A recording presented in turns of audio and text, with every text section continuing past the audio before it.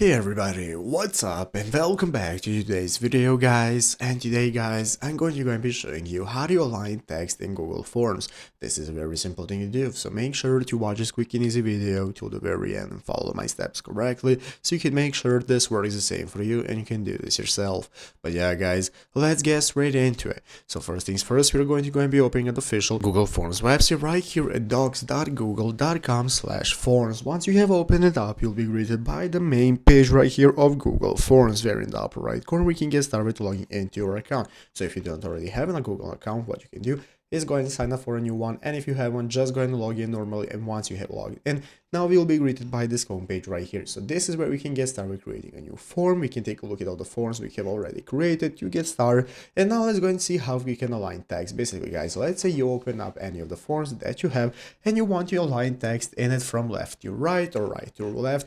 Doesn't matter depending which other option you want to choose. Basically, as you can see right here, somebody on support.google.com already asked this question: how do you align text? Basically, there is still not an option to format text in the form and to align it from left to right and so on.